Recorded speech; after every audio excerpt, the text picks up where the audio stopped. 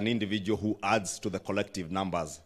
And when one person again stays away in our constituency saying it's only myself, another one is reasoning the same way, and eventually we find ourselves that we don't have the numbers. And it's unfortunate. Last week, I have to report here, Your Excellency, on Thursday afternoon, the other side were more than us in the House. In fact, at one point, the leader of minority approached me to close debate on the affordable housing bill. Of course, knowing that if we closed at that point, they had the numbers. But we should be able to conclude that business tomorrow. Hopefully, on Wednesday afternoon, we get into third reading. Again, during third reading, we will be asking all of you to be present so that we're able to conclude with that debate and be able to process the bill forward to the Senate so that they're able to advertise it by Friday, do their public participation, and we get a new affordable housing bill before the next payroll. And usually many corporations, both private and public, process their payrolls after the 15th of the month. So we hope by the 15th of March, Your Excellency, you will have processed, you will have assented to the new affordable housing bill. We also have regulations. I know CS Nakumisha has been working very hard, taken the health laws regulations through public participation, and we expect that will also be coming before the House, both houses this time. We also have a number of bills that are in the Senate, especially touching on agriculture, critical bills, and I know the Honorable Aaron Cheruiyot will be speaking to some of those. Your Excellency, in conclusion, let me take this opportunity to also thank members of our cabinet who have been very diligent. I know there are many cabinet secretaries who have not had time to come before the House with the amended standing orders to answer to questions and statements. At times, because many of the questions that will be processed will touch on a few critical areas, energy, education. I know CS Machogu has been there quite a number of times, roads, and of course, security. I know CS Kindiki has also been there quite a number of times. There also have been issues to do with human-wildlife conflict, and those, the ministers in charge of tourism have also had an opportunity. There are many others who have not had an opportunity. We are making efforts to make sure that you find an opportunity. I will not encourage you to go the Margaret Thatcher regime way, where there was a scandal that was called Cash for Questions, where cabinet secretaries would pay members of the House of Representatives to ask questions so that you may be able to come and answer them. But we, in the leadership, will make sure that whenever there is a question that touches on any of your departments, for those cabinet secretaries who have not had the opportunity to appear before the House, to be able to prioritize those particular ministries to come before the House. Lastly is to request our cabinet secretaries, every time you find an opportunity to come and answer to a question or to a statement requested by a member of parliament, please take that time as also an opportunity to espouse on government policy. And maybe, for instance, I don't know, CS Eliud Owalo has not been there, for instance. If you get an opportunity to answer to a question, take that opportunity to also challenge us as members of parliament to also be a bit quick in pushing through government agenda, especially something like the ICT hubs. It's a perfect opportunity to come and speak to members of parliament and to the country, because you have almost a whole hour on TV free of charge. So it's a very good opportunity to also use that to espouse on government policy and push our agenda and market our agenda to the people of Kenya. And I hope many of you who have that opportunity this year will make use of that time in the House.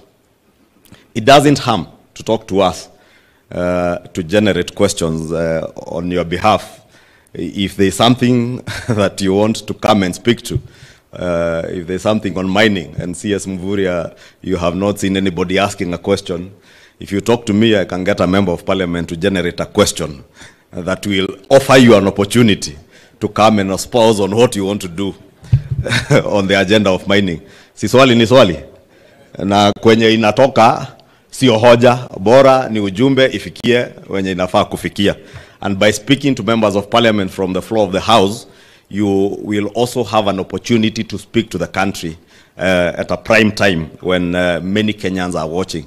And I'm happy cabinet secretaries like the Honorable Kipchumba Murkomen has done very well in taking advantage of even very difficult questions.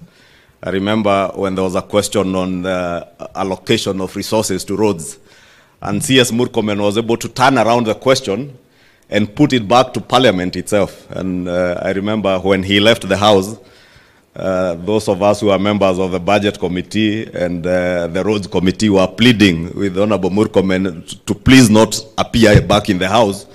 On the Kamukunji, he promised that he would even want an opportunity to have a Kamukunji with members of Parliament. So I want to encourage other cabinet secretaries, please take time, CS Florence, on the jobs in the diaspora and other opportunities, CS Oalo on the online jobs through the ICT hubs, to use the floor of the House to be able to market what we are doing as a government.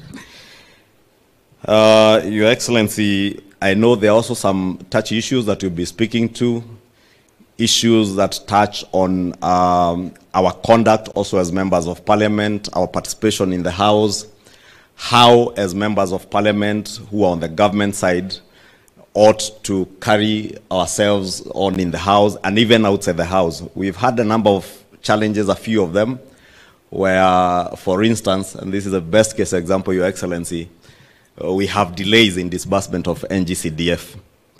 And you remember the no CDF. It was no CDF, no what? No Parliament. And Your Excellency, I will often find myself on the receiving end, being the leader of the House and being the person who ought to be representing the cabinet secretary when he's not there. And you can imagine the situation I find myself in when we have our own members who are leading in the process of no CDF, no Parliament, and they are behind me. And across, on the other side of the floor, there's a whole brigade of our colleagues from the minority side in the same chorus. So we need to socialize ourselves now that there is no other government other than ourselves. On the floor of Parliament, there is no government. It is us who are government on the floor of the House. And therefore, even when there's an agenda that is not pro-government per se, or where we think government in a way has slackened, possibly, and I gave the case example of NGCDF because it also touches on me. And you see the way I also struggle when I'm speaking to say I don't speak for any cabinet secretary, including Professor Ndungu. I speak as a representative of the people of Kikuyu today on NGCDF. But we do so with caution so that we also do not in any way incite the House not to carry on with business. Case example, members are signing signatures to impeach a cabinet secretary on account of non-disbursement of NGCDF. And you find a member of Kenya Kwanza signing to impeach a cabinet secretary on non-disbursement of NGCDF. And it is within our right.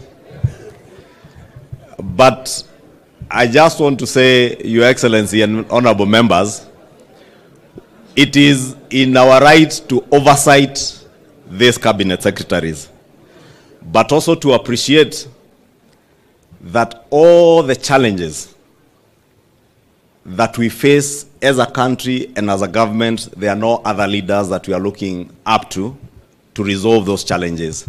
We must be part of the solution. And I know we have had challenges with exchequer releases. We have really harassed CS Ndungu and PS Kipto on NGCDF. But I just pleading for some understanding. In fact, Your Excellency, I was engaging a number of us, a number of chairs of committees, and reminding ourselves last year, which was the second session after the elections, and when just before we did our first budget, we will all remember the first NGCDF disbursement was done at the end of February, the very first one. And by June 30th, Your Excellency, 100% of our NGCDF disbursement had been done. For the first time since I joined Parliament in 2013, it was the first time that we had NGCDF being disbursed 100%. This time, we have had the same challenges, Your Excellency. The first disbursement of NGCDF was done early January, 10 billion shillings, and the CS National Treasury has committed to a disbursement of 10 billion shillings every month to ensure that by the end of the financial year again, we have 100% disbursement of NGCDF. So it is that kind of understanding that I want to plead with all of us, because we know the challenges, Your Excellency, you've had with debt repayment. I know there is some very bright light at the end of the tunnel now with the opportunities that come with the resolution of the issues to do the Eurobond, and a lot of receipts coming from our development partners. The exchequer releases will be more efficient than they have been. And these challenges, Your Excellency, are not just in Parliament, and that's why I thought it was fair that I raise this matter here, because I know these members of Parliament also have a lot of pressure, including myself, from our constituents, when NGCDF disbursements are late and children are waiting for bursaries. But we must also not forget that the first disbursements that were done, I think, to the Ministry of Education, touched on capitation to our schools. And without the capitation, you can imagine the situation would only get worse. And therefore, it's more important, even as we fight for our disbursements for NGCDF, to also be cognizant of all the other competing challenges. And I say this because I have been chair of the Budget and Appropriations Committee in the last Parliament. And I'm certain if Honorable Dindi Nyoro stood here on Honorable Kimani, our Chair of Finance, they would tell members the same, because they have a view of the situation as it is in the country.